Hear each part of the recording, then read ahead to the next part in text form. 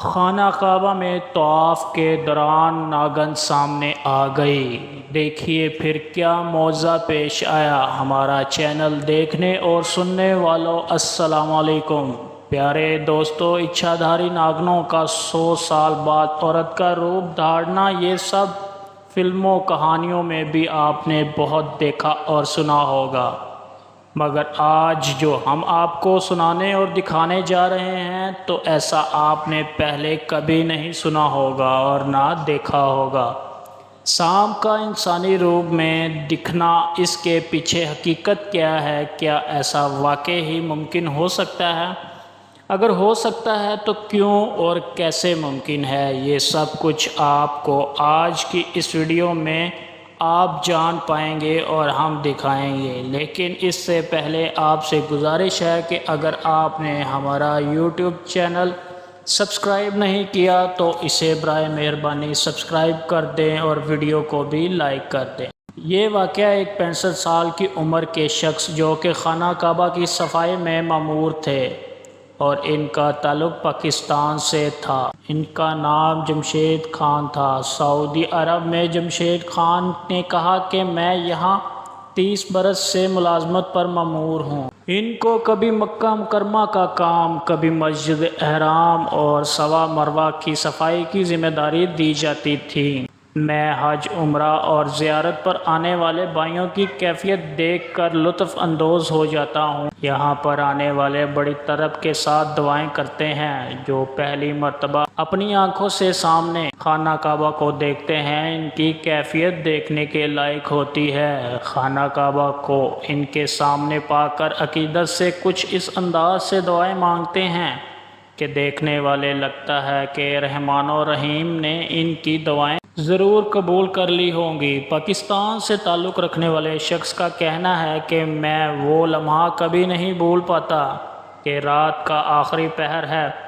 میں نے دیکھا کہ ایک عورت جو کہ برقع میں ملبوس تھی، ڈرتی ڈرتی خانہ کعبہ کے سامنے آئی اور طواف کرنے لگی، مگر ایک ناقابل یقین منظر دیکھنے کو ملا جس نے دیکھنے والوں کی چیخیں نکلوا دی۔ ہوا کچھ یوں کہ اس عورت نے ابھی ایک ہی طواف کا چکر مکمل کیا تھا کہ یکدم اس نے چیخنا شروع کر دیا اور وہ نیچے گر کر تڑپنے لگی۔ ہم مدد کے لیے اس کے پاس پہنچنے لگے۔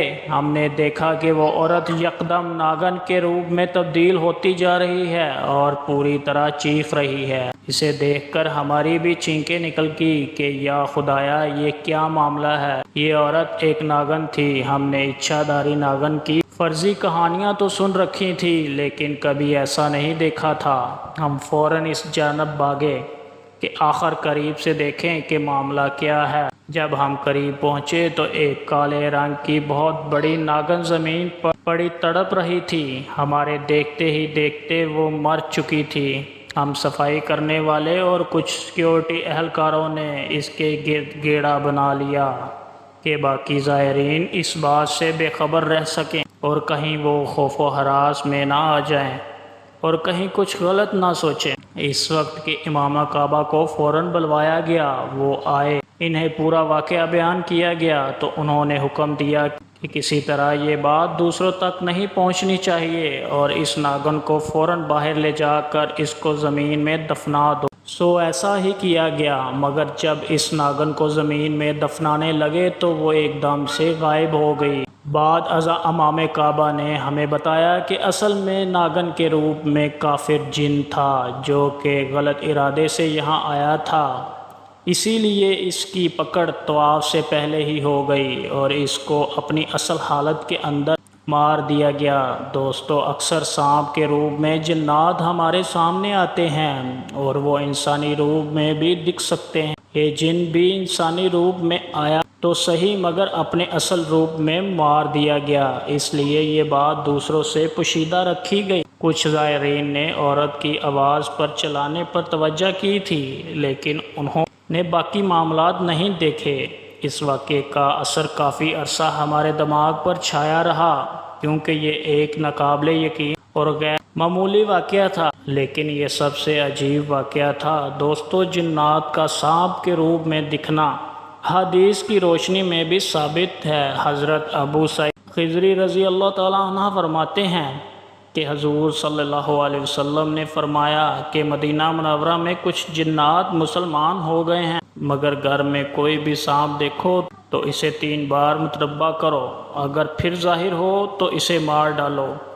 اسی طرح حضرت جابر بن عبداللہ رضی اللہ تعالیٰ عنہ سے مروی ہے کہ ہم لوگ ایک سفر میں رسول اللہ صلی اللہ علیہ وسلم کے ساتھ تھے۔